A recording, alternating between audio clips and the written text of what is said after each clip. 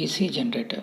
To explain simple, it is a machine which converts mechanical energy into electrical energy. That means DC generator is a machine which takes input of mechanical input and which gives electrical output. So that machine is nothing but a DC generator. And the main principle in the DC generator is based on Faraday's law of electromagnetic induction. That is, so it is based on Faraday's laws of electromagnetic induction, but the actual principle of a DC generator should be written like this. Whenever a conductor cuts a magnetic field, an EMF is induced in it, which is nothing but Faraday's laws of electromagnetic induction. So the actual definition or actual principle of a DC generator is whenever a conductor cuts magnetic field, an EMF is induced in it. So that is the main principle in a DC generator. We should write this one. So which is nothing but Faraday's law of electromagnetic induction. And this induced EMF will be directly proportional to rate of change of flux linkages. If the rate of flux increases, that induced EMF magnitude will also increases. Okay.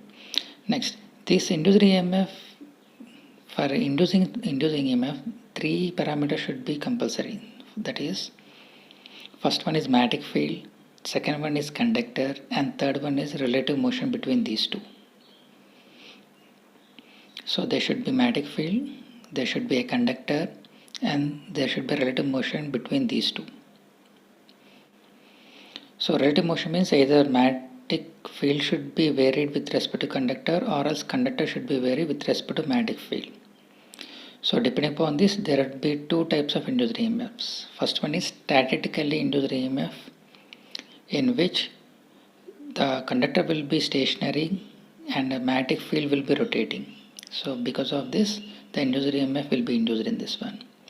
And generally, statically induced EMF generally used in transformers. So transformers utilize the principle of statically induced EMF. And second type of induced EMF is dynamically induced EMF, which is generally used in our DC generators. In this dynamically induced EMF, conductor will be rotating and the magnetic field will be stationary. So the relative motion existing because of conductor's movement with respect to field. So this is used in generally DC generators. So coming to DC generators, there will be two parts. One is fixed part and one is rotating part. Fixed one is known as stator and the rotating part is known as rotor. Generally, field winding is kept in stator. That means field winding with respect to electromagnetic field. And whereas armature, nothing but conductors, group of conductors, nothing but armature, which is placed in rotors. So here rotating part will be armature, which is nothing but group of conductors. So this is the main outer line of a DC generator. Winding is the winding which will be wounded across around the electromagnets. So next, consider the principle of operation of a single loop generator. For this, let us consider a ABCD single loop which will be in between the North Pole and South Pole. This is a singleton conductor, and small AB are the slip rings which are attached to the brushes, rectangular brushes. Here ABCD are the singleton conductor which cuts the flux between North Pole and South Pole while revolving, and this rate of change of flux linkages will be varying in each position.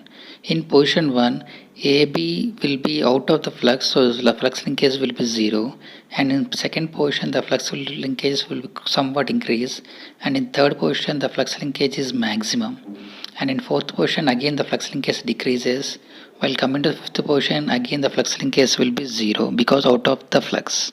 From position 5 to 6, even though the flux linkage increases, but direction is reversed because the conductors AB and CD is reversed. So from 6th position to 7th position also the flux direction increases but in reverse direction. This can be observed by using a sub-circuit A, in which from position 1 to 5 the current direction flowing in conductor is from A to B, whereas from position 5 to 9 the current direction in conductor AB is from B to A. Even though current direction is reversed, if you observe, but due to presence of these brushes and slip rings, the current direction in the load resistor RL is always from M to L only. That is due to presence of commutator. Even though the producing current is alternating, it will be converted into unidirectional, that is DC. So this is the basic operation of a DC generator. Next, coming to the construction of a DC machine, the construction is similar even though if it's generator or else motor. So only input and outputs will be changed. So remaining parts and remaining function is always same even though it is a generator or else motor. So now if we see the construction of a DC machine, so first in position consists of a shaft above which there will be a commutator. Commutator consists of so many segments, generally is made up of mica for insulation purpose. Above the commutator there will be some armature. So armature also there will be some slots. So armature tooth, first I am drawing the armature tooth. In between the armature tooth there will be slots where the conductors have to be placed in that armature slots. And one more important is the number of slots in armature will be equal to number of slots in commutator. And another point is even for a DC machine the commutator should be present in order to convert into DC current. Similarly, if it is an AC generator, the commutator should be skipped and the remaining parts should be as it is drawn. So these in between the armature there will be conductors which will be represented with a pencil. Above that one armature there will be a magnetic poles, and the shape of magnetic poles will be somewhat different, that is in the shape of a horseshoe. The purpose of this horseshoe magnetic poles is due to bring uniform flux throughout the armature slots. So generally there will be 4 poles. So and this pole core is connected with each other, and the outer and this pole shoes will be connected to the yoke. Outermost layer of a DC machine is yoke, and this yoke will be connected to a base. Yeah, if the poles are north pole, 2 north poles and 2 south poles, total 4 pole machine. Yeah, the core of a magnets will be connected to a winding because these are not permanent magnets, these are electromagnets. Electromagnets means these are the magnets which will act as a magnet whenever the winding is excited. Since it is DC machine, it will be given to DC supply. If DC supply is given to this winding, then it will act as electromagnets. Okay. And the commutator surface consists of 2 brushes because it should be converted into DC na 1 positive brush and 1 negative brush. Yeah, this is the overall construction of the machine. Now let us discuss each part. Yeah, outermost layer is nothing but yoke. Yoke is connected to the base. The purpose of yoke is to protect the DC machine from the another outermost atmospheres and to give the base for the poles. Poles is connected to this one. That is outermost layer, and starting one is shaft. The rotating parts are always connected to the shaft because when shaft is rotated, always the connected parts, that is commutator, armature and conductors in the armature will be rotating as shaft is rotated. So all the parts will be known as rotor. Rotor is connected to the shaft, and all the stator parts is known as stator. So shaft outer surface is nothing but commutator, in which each segments are insulated by the mica, and out the other part is brushes, generally made up of graphite or carbon, and later part is armature core. In armature core, and the tooth is nothing but this is armature tooth, and armature is also laminated in order to minimize the eddy current losses, and the slots consist of armature winding, which is nothing else copper wires. There will be 2 windings, field winding and armature winding. Both are copper wires only. Okay, and this will be conductors, armature conductors. So all the armature slots and the segments in the commutator should be equal. So every conductor in the armature slot should be connected to the commutator segments. That is a major point. And it is surrounded by a 4 poles machine. So poles also consists of pole core and pole shoe. The winding is connected to the pole core, whereas the pole shoe is to distribute uniform flux with the minimum air flux. So with the minimum air gap between pole to pole. And the winding is known as field winding. And due to field winding, the flux will be produced in the yoke also. And the outermost layer is known as yoke. Generally is made up of cast iron or cast steel. For the low rating machine or less cheap machines, it will be cast iron, whereas high-end machines generally made up of cast steel, because the permeability of cast steel will be twice that of cast iron. If better material is considered for the yoke, then the flux produced will be distributed uniformly. And all the details which we have discussed should be right in a para along with the diagram.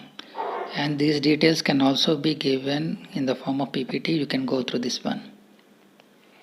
So about the parts, rotor, stator, and each consisting of commutator, armature, brushes, yoke. So go through these slides and you can get some more matter also. This is the equivalent circuit for the DC generator for what we have discussed. That is armature represented with brushes. Next, coming to the different types of windings. Generally, armature consists of armature winding. They are connected to two types. One is lap winding and another is wave winding. In lap winding, the connection is like that. It will be like so first slot is connected to the fourth slot. Again, the back end of fourth slot is connected to the second slot. So that winding is nothing but so first is connected to the fourth, and again fourth is connected to second is connected to the fifth, again fifth is connected to the third. So this type is known as lap winding. Generally this winding is used to preferred for low voltage and high current ratings. And in this case the number of parallel paths will be equal to number of poles. If a machine is using lap winding, then A equal to P. A is the number of parallel paths and P is the number of poles. Now second one is wave winding. In wave winding, the connections will be in the form of a wave, that is a progressive wave. There will be no backcoming of the wires, backcoming of the conductors. So it will be in the connection in the form of a progressive waves. If this connection is connected, and this is preferred for high voltage and low current purpose, and in this case number of parallel paths will be equal to always 2 only. Next, coming to the different types of DC generators. Majorly they are divided into two types, that is separately excited and self-excited. Separately excited means the excitation will be given by an external DC supply, whereas self-excited means the generator itself will be excited with the help of its own input. And so again self-excited divided into three types, that is series generator, shunt generator and compound generator. Again compound generator divided into two types, that is short shunt compound generators and long shunt compound generators. And in detail we can discuss each of every type of this generator. So coming to the first one, that is self-excited DC generator. In this the name indicates itself, that is the generator is excited by separately by DC source. So for drawing this diagram, let us draw the first equivalent circuit of a DC generator in which armature and brushes are noted, which is connected to a load, and this armature consists of a winding, and the field winding is excited with the help of external DC supply. And armature consists of induced EMF, that is generated EMF EG, and armature winding consists of resistance RA, and armature drawing a current of IA, delivering a current of IA, and the current flowing through load is IL, and the voltage across load let us consider as terminal voltage, that is VT. Now let us draw a field winding and field winding is getting supply from separately DC source of V, and field winding resistance is RSH, let us assume, and current flowing through field winding is ISH. This is the diagram for the separately excited, and if we draw the derivation, if we draw the current equations and voltage equations, IA will be equal to IL because both the currents will be equal, and ISH value is nothing but V by R, so V by RSH. And terminal voltage is nothing but generated EMF minus drop in armature winding, that is IARA drop. Generally the drop in brushes is neglected, and if at all in problem it is mentioned, then we have to consider the brush drop also.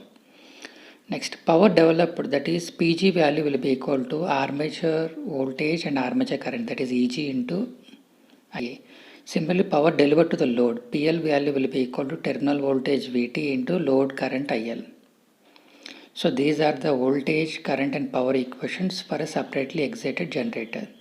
Similarly, we do the same equations, that is current, voltage and power equations for the seriously excited generator.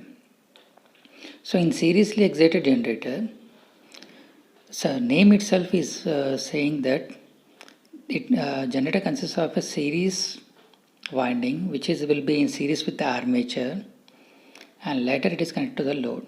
So in between generator, armature and load there will be a series winding, and that series winding is represented with resistance RSC, and there is no need of separately exciting. So the generator will be excited due to its own generator in EMF EG only. Let the terminal voltage will be ET, and the current flowing through the load is IL. Generated EMF is EG, and the armature resistance is RA, series resistance is RSC, current flowing through armature is IA, and current flowing through series winding is ISC. Now if you do the current equations, IA value will be equal to ISC, which is will be equal to IL. And coming to the terminal voltage, generated minus losses in armature, losses in series winding, that is EG minus IA RA minus ISC RSC. Since IA and ISC both are equal, so we can write as EG minus IA into RA plus RSC, since both are IA and ISC both are equal.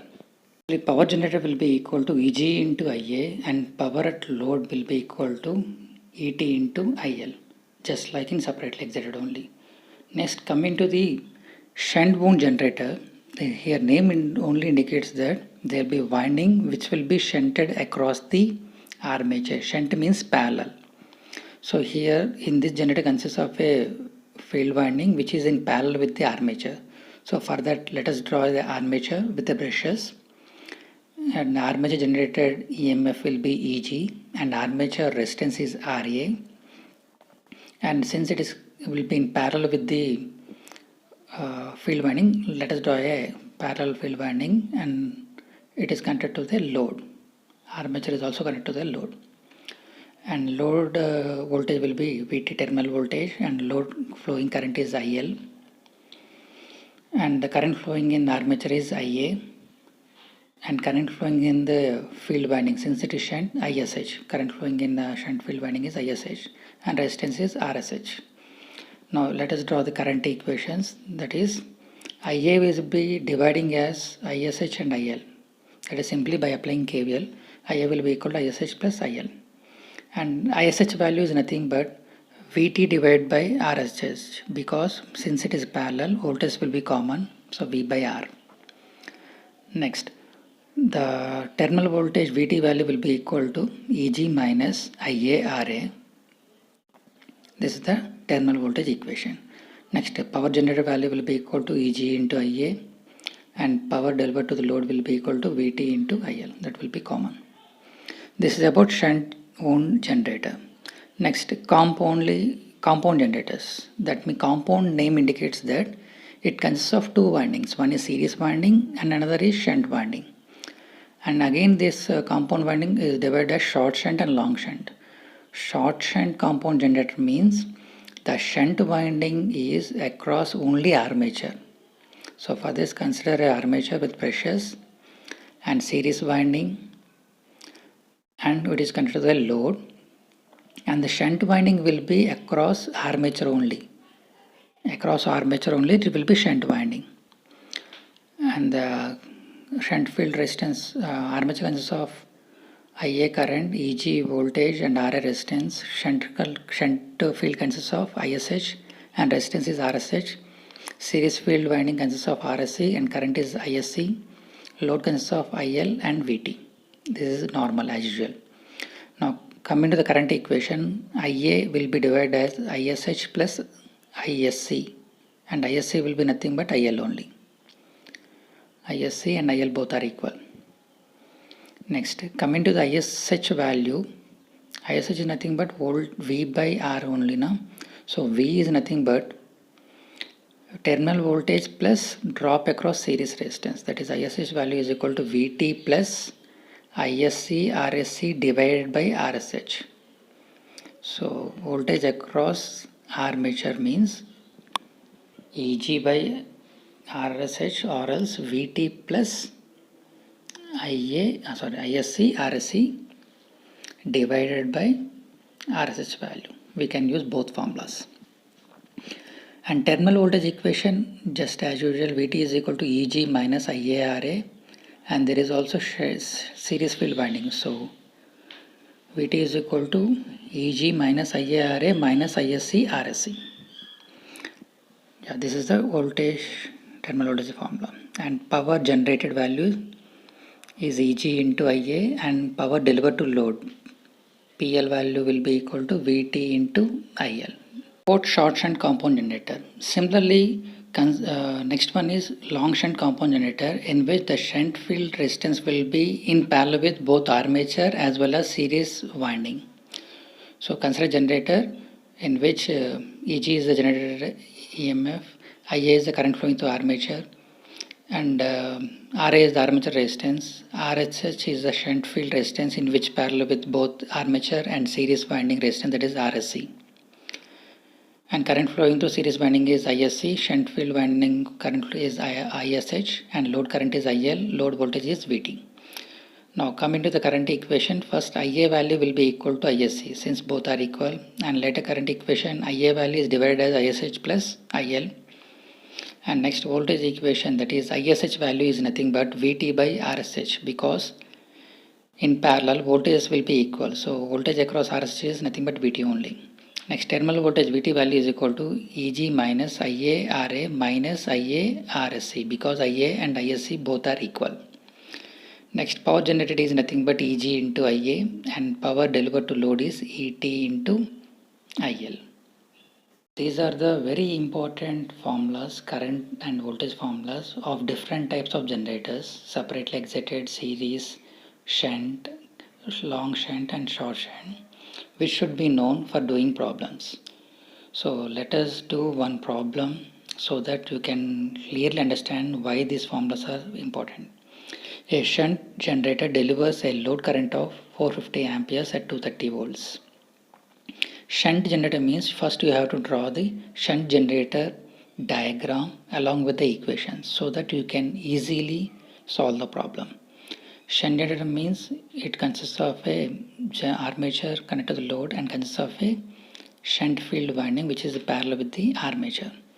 So IA is the armature current, RA is the resistance, EG is the voltage, load voltage is VT, and shunt resistance is RSH, and current flowing is ISH, and load current is IL. Now let us draw the equation, write the equations also. IA is equal to ISH plus IL, and ISH formula is VT by RSH, and VT is equal to EG minus IA RA. So these are the formulas which are related to the shunt generator. Now write the given data. So it is given that load current is 450 amperes and terminal voltage is 230 volts, and field resistance, that is RSH is equal to 50 ohms, and armature resistance RA is 0.03 ohm. Now calculate the value of generated EMF. So we know that EG value is VT plus IARA. First we have to find the IA value. So in order to find the IA value, nothing but ISH plus IL. So first we have to find ISH value. So ISH value can be found out from the formula VT by RSH. So VT value is known and RSH value is also known. So substitute this in ISH values, then you will get the final value as 4.6 amperes. Next, find the armature current IA, which is nothing but ISH plus IL, that is 40 plus 4.6, that is 454.6 amperes.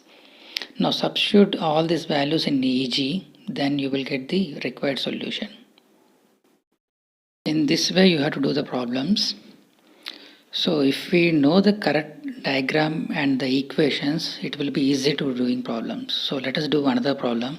A long shunt compound generator. Long shunt means first you have to draw the long shunt diagram and equations. So it will be very easy next to solve that problem. So long shunt means the shunt winding will be in parallel with both series and armature. And RSH is the shunt resistance, current flowing is RSH, ISH. Series current is ISC, series resistance is RSC, EG is the armature voltage, IA is the armature current, IL is the load current, and VT is the terminal voltage. And the equations is IA is divided as ISH plus IL, and IA and ISC both are equal. ISH is nothing but VT by RSH, and VT is nothing but EG minus IARA minus ISC RSC. And one more thing is here the allow 1 volt per brush is given. So brush drop is also given, means we have to consider the brush drop also. Generally it is very small and neglected. But if in problem it is mentioned, means compulsory we have to consider brush drop also. That is VT is equal to EG minus drop minus brush drop also. It is given 1 volt per brush. So 2 brushes we are having, 2 into 1. So compulsory we have to consider if it in problem it is mentioned. That is why I am doing one more problem for this purpose only. Okay, it is very important. Please keep in mind. If it is given, compulsory we have to consider. Otherwise it can be neglected. Now write the given data, which means IL value is 50 amperes and VT value is 500 and armature resistance, that is RA is 0.05 ohm and series RSC is 0.03 and shunt resistance is 250 ohms. Then you have to calculate EG and IA. IA is nothing but ISH plus IL. First we have to find ISH, VT by RSH, then you will get 2 amperes. Then IA is nothing but 50 plus 2, that is nothing but 52 amperes. Then EG value will be equal to VT plus IARA plus IARSC plus 2 into 1. So substitute all these values in the problem. So problems will be very easy, direct substitution, but you have to know his formulas. That formula should be not by hearted, just practice from the diagram. So once diagram is in your mind, the formulas will be derived from the diagram. So please practice the diagrams, so it will be easy. Next, EMF equation of a generator. So EG is the EMF equation that we have to derive. For that, let us consider phi be the flux per pole, Z be the number of conductors, that is armature consists of slots and each slot contains conductors. So slots into conductors per slot will be equal to Z value. P be the number of poles and A be the number of parallel paths in armature, N be the armature rotation in RPM. RPM means rotations per minute, and E or EG value is nothing but induced EMF in armature, what we have to derive. For this, let us consider average induced EMF, that is average of EG or E value will be equal to average induced EMF per conductor is nothing but d phi by dt. Actually E equal to N into d phi by dt. Per conductor means N value is 1, where d phi is the change in flux and dt is the change in time. So first let us find the change in flux. So if there is phi is the flux, what we have to assume, then flux cut per conductor is in one revolution. Flux cut per conductor in one revolution d phi value equal to flux into number of poles, where p is the number of poles. So if there are 2 poles, then 2 into flux. If there are 4 poles, flow into flux. Then time, change in time can be calculated by time taken for one revolution. Actually, it is given that n revolutions in RPM. RPM means per minute. So for 1 minute means 60 seconds. 60 seconds n revolutions. Then time taken for one revolution is 60 by n. That is dt is nothing but 60 by n, what we have written. Then substitute these two in d phi by dt. That is the average EMF generated value will be equal to average induced EMF EG value equal to d phi by dt, which is nothing but in the place of d phi substitute phi p, and in the place of dt substitute 60 by n. This is the EMF generated per conductor. Yeah. Finally it will be equal to 5 pn by 60. 5 pn by 60. This is the induced EMF equation if only one number of conductors is there. If there are z number of conductors and a number of parallel paths are there, then the average induced EMF, that is EG value, can be calculated by using formula EG is equal to 5 pn z by 60a, where z is the total number of conductors. Total number of conductors means number of slots into number of conductors per each slot by 60a. A means number of parallel paths. So this is the formula for average induced EMF of a DC generator, where A is the number of plots, its value is 2 for wave winding, and the parallel paths A value is equal to P for for lap winding. A value 2 for wave winding and A value is equal to P for lap winding, which should be considered while doing problems. So let us do one more problem in this EG induced EMF problem. For that, let us consider a 4-pole generator having a wave wound. Wave wound means A value equal to 2 and has 51 slots. In each slot consists 20 conductors. What will be the voltage generated in the machine when driven at 1500 rpm? So first write the given data, that is P means number of poles 4, wave means A equal to 2, and Z number of conductors means number of slots and conductors per each slot, that is 51 into 20. That is the total number of conductors in a generator. Next is RPM. En value is given as 1500 RPM. And flux per pole, phi is given as 70 milliweber. Milli means 10 to the power of 3. Then you have to find generator induced EMF, or generated EMF. So its formula is phi ZNP by 60A, what we have derived now only. Substitute all the known values. So if the problem formula is remembered, then only substitution only. Substitute all the given data, then finally you will get the generated EMF value, which is 3570 volts.